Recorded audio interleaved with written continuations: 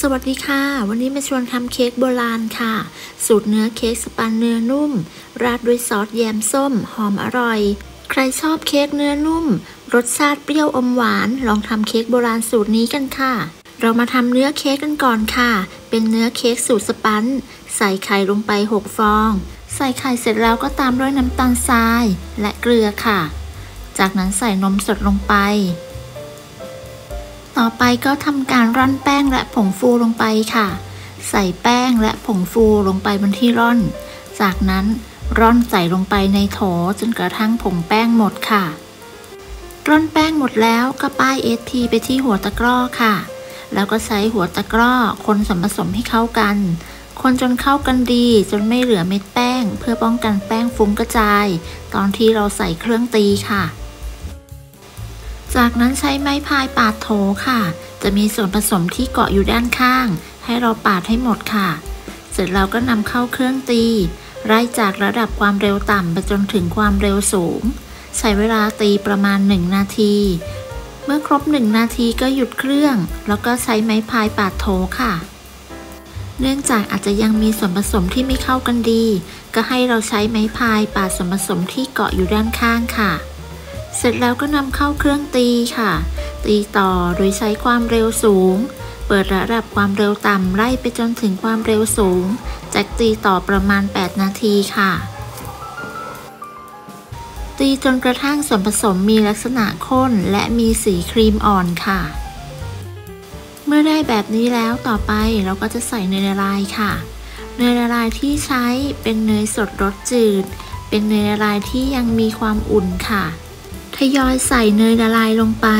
โดยเทใส่ลงไปเป็นสายจนกระทั่งเนยหมดค่ะ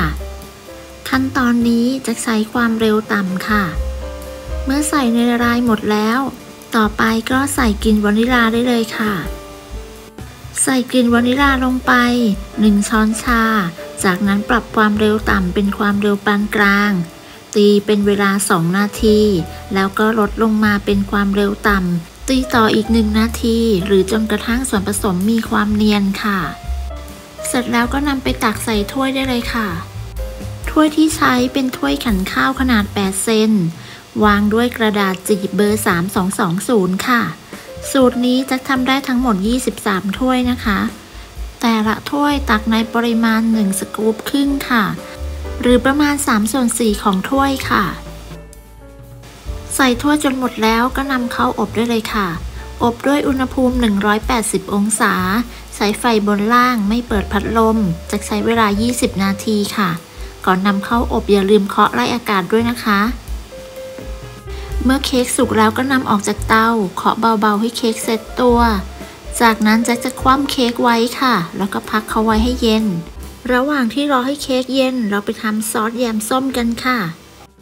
ใส่ท็อปปิ้งกลิ่นแอปริคอตลงไปตามด้วยน้ำส้มเข้มข้นค่ะจากนั้นใส่น้ำเปล่าและเกลือลงไปเล็กน้อยแล้วก็เปิดไฟอ่อนคนส่วนผสมให้เข้ากันค่ะเปิดไฟอ่อนแล้วคนส่วนผสมให้เข้ากันไปเรื่อยๆจนส่วนผสมเข้ากันดีได้ประมาณนี้แล้วก็ปิดเครื่องยกลงจากเตาค่ะราดซอสส้มตอนที่ซอสส้มอุ่นๆนะคะนำเค้กไปจุ่มในซอสส้มแล้วก็ยกขึ้นค่ะทำแบบนี้นะคะดูตามคลิปเลยค่ะหรือจะใช้สปาตูล่าปาดหน้าเค้กก็ได้ค่ะทำตามที่เราสะดวกเลยค่ะราดซอสส้มจนครบทุกถ้วยแล้วเดี๋ยวเราไปตกแต่งกันค่ะ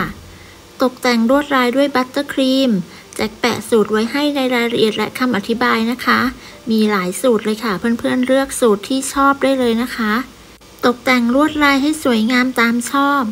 คลิปนี้จะทำให้ดู2 ลายเพื่อนๆสามารถตกแต่ง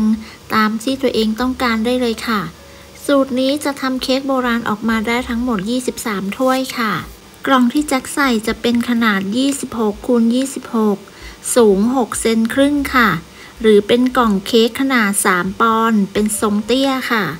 กล่องไซส์นี้จะใส่ได้ทั้งหมด16 ถ้วยพอดีค่ะเค้กโบราณเหมาะที่จะเป็นของขวัญของฝากหรือจะทำเป็นอาหารว่างขนมจัดเบรกก็ได้ค่ะตัวเนื้อเค้กจะใช้เป็นสูตรเค้กสปันหรือเค้กซิฟฟ่อนก็ได้ตามที่เราถนัดเลยค่ะ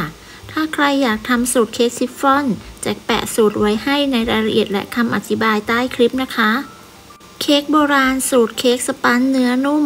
ราดซอสส้ม หอมอร่อย รสชาติเปรี้ยวอมหวาน ลองทำกันดูค่ะ สำหรับคลิปนี้จะต้องลาไปก่อน พบกันใหม่ในคลิปหน้าค่ะ สวัสดีค่ะ